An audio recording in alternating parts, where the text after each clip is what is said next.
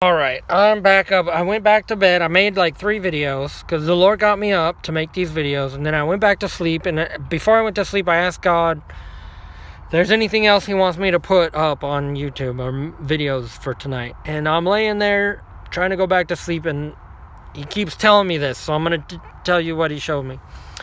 When the mark of the beast comes out, okay, the rapture has not yet happened. This is going to happen after World War III. Okay, when I say World War III, I'm talking about full-scale worldwide thermonuclear war, which lasts 1 hour, and the sky is rolled up like a scroll. That's your mushroom clouds. Okay, the sign in the sky of the coming of the Son of Man is the mushroom clouds from Revelation chapter, the 6th seal, where the sky is rolled up like a scroll. Okay, then after that, the government of the Antichrist takes over worldwide. Then the mark of the beast comes out, and the Lord got me up to tell you this, that there's going to be waves of people who take the mark of the beast. The first group of people, the first wave of people that takes the mark of the beast are the people who want it. The people who are like, oh, I want to get me this. They're going to line up like Black Friday in front of a Walmart. Okay, they're going to be lining up wanting to take this, I want to get my implant right away. I want it to be the first in my neighborhood to get the implant. Or whatever. So that first group of people is going to all take the mark of the beast. Because they want it. Then there's the procrastinators who are indifferent. They don't care one way or the other. I'll get around to it.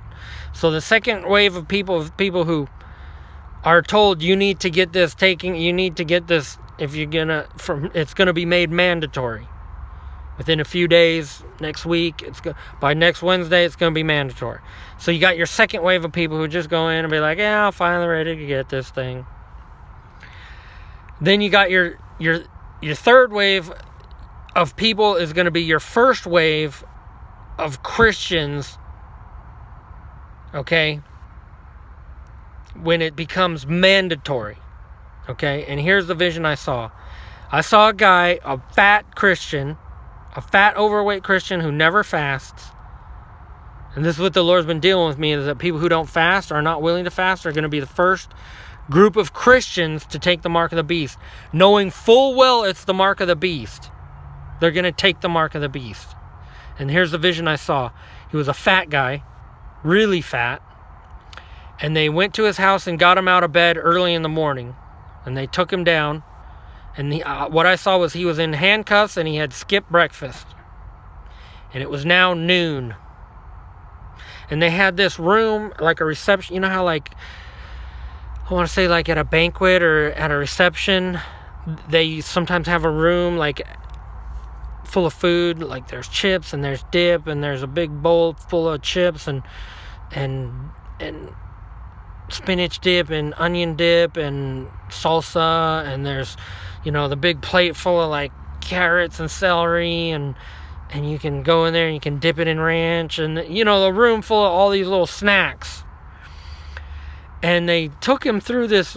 He was obese, but they just walked him through the room, and they basically so here's what I saw. He was talking about how he was asking, is that one of them Walmart muffins? The muffins that come in, it's like a cardboard, which has plastic over the top, and you can buy them in Walmart, and it's like 12 muffins in one cardboard little box that has plastic covering over the top. And they have the poppy seed muffin, they have the blueberry muffin, then they have the all chocolate muffin. Okay, well, I saw this obese Christian who, fully knowing, taking the mark of the beast, having only skipped one meal. He had only skipped breakfast, and it was now about noon, and he was looking at the table full of food, saying, is that one of them chocolate muffins over there? And he's like, I'll take it. I'll take that chocolate muffin right there. And it was one of those chocolate muffins from Walmart that comes in the little, and you know what I'm talking about, the little plastic box with the little cardboard box with the clear plastic over the top, and it comes with the poppy seed muffins, and then there's blueberry muffins, and then there's maybe 2 other kinds of muffins in there, and then there's the all black muffin with the chocolate chips in it. He took the mark of the beast after only holding out maybe 4 or 5 hours for a chocolate muffin from Walmart. That was the vision I saw. And that's what the Lord got me up a second time to make this video, to let you know it's coming. And the rapture doesn't happen until after at least that fat guy falls away from the faith, at the very least. These are the foolish virgins, you guys. They miss the bridegroom. Any teacher who's out there teaching that the rapture happens before the mark of the beast comes out is a false teacher and a liar, and they're probably going to end up being in that. Remember I said the third wave of people who takes the mark of the beast are the Christians who are lukewarm? Well, the fourth wave is the Christians who held out for like a week. And the fifth wave is Christians who held out for like a month. And the sixth wave is Christians who held out for like 3 months. And when the mark of the beast has been out for like a year, then finally the rapture happens. I'm just saying. And the people who are teaching false teaching, they're liars. And they're going to end up taking the mark of the beast themselves. I'm talking about the teachers who teach that the rapture happens before the mark of the beast come out. They will take the mark of the beast. I'm just telling you. And you can disagree with me all you want. But literally, it's probably going to happen in 2021. All of this. And the reason I say that is, one, it's 2021. It's divisible by 7. 2, when I first had a vision that was major, I saw September 11th, 2001. And it was in 1994. And it was 7 years later that it came to pass. And when I first started seeing visions about World War III, it was in 2014. And so that means 7 years later is 2021. And Sundar Silvar, he's a prophet who says that 2020 is the last year of God's grace. And that persecution happens in 2021. I honestly have been seeing World War III visions and thinking it's going to happen in 2017, 2018, 2019. You know, when Kim Jong-un was launching all the rockets in 2017, I thought World War III was going to happen back then. So I'm just saying, 2018, I thought for sure it was going to happen. When China declared a trade war, I thought, this means we're close. And we are. We're close to full-scale worldwide thermonuclear war. And then the beast comes to power and takes over the world. And then the Antichrist rises up. Then many Christians fall away from the faith. Okay?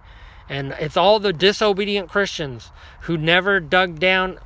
Every act of obedience is digging down to the rock to build your foundation on the rock. And all the disobedient Christians who've walked around saying, I'm saved by grace, and they disobey God, they tell God, God's grace, I'm still saved. When God tells them, I want you to fast 3 days, or I want you to fast, they don't even fast at all. And they say, God's grace, I'm still saved. We're not saved by works. But yet, disobedience is building their house on sand. Tons of sand. Everybody. I saw just about every Christian who lives in a big expensive house and drives a big expensive car. You've turned away from, how did you get all that except for by compromise? Now, there are some people who serve God and God has blessed them, but you need to be generous. I'm talking big time generous. You should be living off like 1% of your income and giving 90 if you're really wealthy. I'm just saying. They're going to take away your comforts and you're going to take the mark of the beast. And that was the other vision I had. Coming to America was a movie that the Lord just spoke to me about 2 minutes before I made this video. And it's about a guy who's rich and he's a prince in Africa. And in Africa, he can't find a woman. So he comes to America and tries to look like a poor man and gets a regular job at like a McDonald's or something. And he does all that just to find a wife who's not after his money. So people who serve God and have money, riches, and wealth in the end of the age, you got to remember that Paul, John, Peter, all these guys died poor. All the real apostles. There's no such thing as a real apostle in this earth, because nobody's being raised from the dead. Not yet, at least. And these people who claim to be apostles and have big expensive homes and drive expensive cars and stuff like that, they're not an apostle. They're not even a disciple yet. Jesus said, unless you walk away and forsake everything, you cannot be my disciple. And I'm sorry, but the first step of being an apostle, before you can become an apostle, you have to become a disciple first. It means walking away from everything you have. Everything. I'm just saying, as the scripture says. Read Mark chapter 14. Read Matthew chapter 7. Matthew chapter 10. Matthew chapter 19. It's all throughout the Bible. Look at how Paul lived. Look how John lived. Look how Peter lived. Peter said, we've forsaken everything to follow you. Elisha walked away from everything. He was a rich young ruler, Elisha, when he met Elijah. He walked away from everything. He sacrificed his bull, fed the poor, and walked away from everything.